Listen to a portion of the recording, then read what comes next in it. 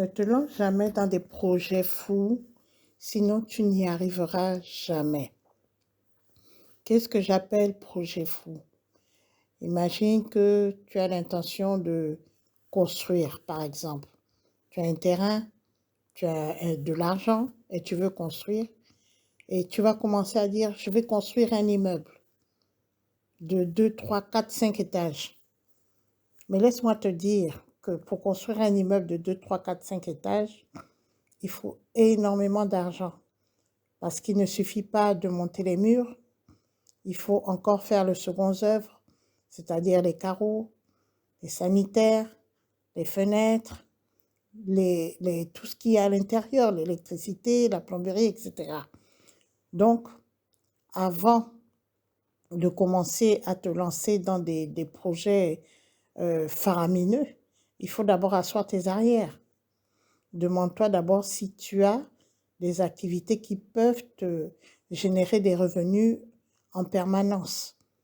C'est-à-dire, tu continues à avoir des revenus tous les mois, déjà, tu peux vivre avec, et tu peux aussi continuer avec une partie de ces revenus, tu peux continuer la construction de ton immeuble. Mais si ce n'est pas le cas, moi, je te conseille de toujours commencer petit. Si tu as de l'argent qui est rentré et que tu veux construire, commence par construire une petite maison ou un petit studio ou un petit duplex. Tu le mets en location et avec les revenus de ce premier bâtiment que tu ne vas pas utiliser justement, tu vas construire un autre duplex, un autre studio, etc. Ou alors, si tu n'as pas assez d'espace dans ton terrain, tu fais une fondation en vue d'un étage, tu montes le premier étage et avec les revenus du premier étage, quand tu vas mettre en location, tu montes le deuxième étage et ainsi de suite. Mais ce qui n'est pas bien, c'est d'avoir des bâtiments mi-finis, c'est-à-dire on voit les briques, à la rigueur tu es arrivé jusqu'au crépissage et puis après tu n'as plus les moyens et le bâtiment est en train de vieillir avec la pluie, le soleil et tout. Tout est en train de moisir parce que tu n'as pas eu les moyens de terminer. Ou alors, on voit souvent des bâtiments, il y a quand même les portes et les fenêtres, mais il n'y a pas les carreaux à l'intérieur, ou on n'a pas fini les sanitaires. Les gens habitent parce que, bon, après, faute de moyens, la personne habite sur place, mais il manque les sanitaires, il manque, je sais pas moi, les murs ne sont pas finis, les peintures ne sont pas posées, etc. La cour, elle est dans un état pitoyable. Et finalement, le bâtiment devient de plus en plus désuet et ce n'est pas ce que tu voulais au départ. Donc moi, mon conseil, c'est d'aller petit à petit dans la vie. Je t'ai toujours dit que la vie, dans la vie, Dieu a posé des principes, dont le principe de la multiplication. Quand on parle de multiplication, ça veut dire qu'on part d'une petite base que l'on multiplie. Donc, tu commences par un petit bâtiment et petit à petit, tu prospères. Il y a aussi des gens qui, lorsqu'ils veulent commencer une entreprise, moi je vois des jeunes là, oui, comme je mets en location certains locaux commerciaux, je vois des jeunes qui viennent, ouais, bonjour, je veux monter une entreprise et tout. Et moi, je questionne parce que j'aimerais pas avoir quelqu'un qui commence et après me dit qu'il n'a plus d'argent pour payer le loyer. Moi, j'ai besoin de mes loyers. Donc, je questionne la personne, je lui demande qu'est-ce que tu veux faire. C'est sa première entreprise, hein. Oui, je veux monter ce genre d'entreprise, etc. Voilà, c'est comme ça, je vais acheter des voitures, etc., etc.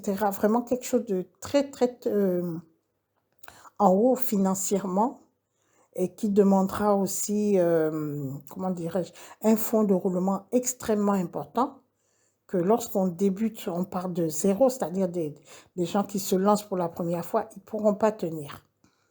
Ah, ça va commencer à aller prendre des crédits à gauche et à droite et après, ils ne tiendront pas. Donc, si tu veux monter une entreprise, vas-y doucement, vas-y mollo. C'est pas la course. C'est pas parce que tes amis, tes relations, ils ont déjà une entreprise assez grande, prospère et tout, un grand supermarché et tout, que tu vas faire la même chose. Chacun va à son rythme. Vas-y, mollo. Des fois, tu vois des gens qui ont des grandes entreprises, qui ont des grandes sociétés ou qui ont construit des maisons à étages. Tu sais pas tout le trajet qu'ils ont fait pour arriver là. Il y en a qui ont dû galérer pour arriver là. Il y en a qui ont dû se priver de beaucoup de choses pour arriver là. Il y en a qui ont travaillé dur. Il y en a qui... Moi, je connais des gens qui ont fait 2 emplois pour pouvoir rassembler les moyens financiers pour monter l'entreprise de leurs rêves. Donc, toi, tu peux pas venir comme ça tout d'un coup, tu dis, ouais, je veux le même genre d'entreprise et je me lance et tout et tout. Tu vas te retrouver sous la paille le plus rapidement possible. Ça, c'est clair. Je te dis pas que tu vas prospérer. Il faut savoir que quand on met un projet en place, c'est vrai, il faut l'argent pour commencer le projet. Ça, c'est le point de départ. Mais ce que beaucoup de personnes oublient, c'est qu'il faut avoir ce qu'on appelle le fonds de roulement. Si tu n'as pas le fonds de roulement, tu ne pourras pas tenir. Qu'est-ce qu'on appelle le fonds de roulement? Je prends un exemple, tu montes une entreprise. Tu as eu de quoi payer tes marchandises. Tu as de quoi payer tes premiers loyers. Mais il faut savoir que quand tu débutes, tu n'auras pas suffisamment de clients pour pouvoir subvenir à toutes les charges de ton entreprise. Et donc, il te faudra avoir l'argent pour continuer à payer tes loyers, même si tu commences avec 2 ou 3 clients. Continuer à payer tes employés, même si tu commences à avoir quelques clients. Ça, c'est ce qu'on appelle le fonds de roulement. Et il faudra aussi que tu réachètes des marchandises. Il faudra que tu achètes des marchandises que tu n'avais pas au départ parce que, bon, les clients, quand ils sont rentrés, ils ont demandé telle chose, tu n'en avais pas, il va falloir que tu les achètes, etc. Alors que tu ne les as pas encore vendus puisque tu ne les avais pas. Donc, c'est ce qu'on appelle le fonds de roulement. Et beaucoup de personnes ne disposent pas justement de ce fonds de roulement. Ils ont eu l'argent du départ, ils ont pu avoir l'argent du départ, soit qu'ils ont épargné, soit qu'ils ont pris un crédit ou je ne sais quoi, mais ils n'ont pas pensé au fonds de roulement. Il faut aussi savoir que lorsque tu commences, ben, tu auras aussi tes propres charges à subvenir. Par exemple, il faut que tu continues à t'occuper de ta famille, de tes enfants, etc. Donc, les gens, ils ont l'habitude, quand ils montent une entreprise, ils ont tellement peu calculé, ils ont tellement calculé au juste que lorsqu'ils ont maintenant des besoins dans leur propre maison, ils sont obligés de prendre dans la recette de l'entreprise pour payer ceci, pour payer cela, et l'entreprise, elle tombe à l'eau finalement. Moi, je connais quelqu'un qui avait une femme bon, je peux dire qu'il y avait parce que ils ont divorcé actuellement.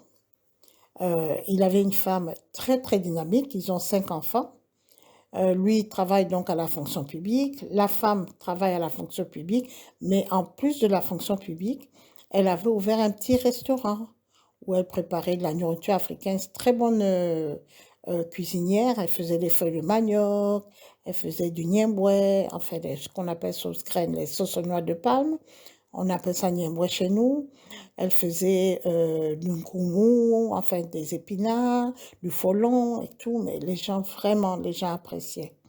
Et le mari, quand il a vu que sa femme, elle faisait de la nourriture, eh ben, il ne s'est pas cassé le corps, il ne payait plus la nourriture à la maison.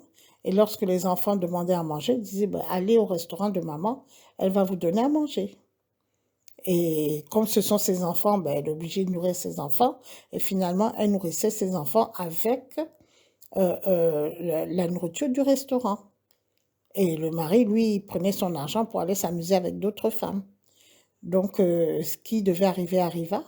Le restaurant a coulé. Parce que, bon, on utilisait maintenant le restaurant aussi pour se nourrir dans la famille. Vous voyez? Ça sont des choses vraiment qu'il faut jamais faire. Donc, c'est pour te dire, en fait, ce message, c'est seulement pour te dire que dans la vie, il faut commencer petit. Toujours, toujours, toujours garder en tête la multiplication. Tu commences petit et tu te multiplies. Ne cherche pas à avoir les gros yeux pour dire que tu vas avoir un immeuble alors que tu n'as même pas un endroit où habiter. Ne cherche pas à copier les autres aussi. Ne cherche pas à épater les autres. Hein. Ne cherche pas à en mettre plein la vue pour qu'on dise que c'est toi qui as fait ça, c'est toi qui as cette société, c'est toi qui as cette belle voiture, c'est toi qui. Tout ça là, ça ne sert absolument à rien. Ça va détruire ton existence, détruire l'existence de ta famille. Vivre pour les autres, pour épater les autres, vraiment. En plus, moi, je trouve ça d'un ridicule, pas possible, parce que bon, je vois pas l'intérêt, et puis, en fait, moi, je trouve ça ridicule. Bref. Donc, il faut bien calculer, il faut savoir être humble. Tu commences par un petit projet.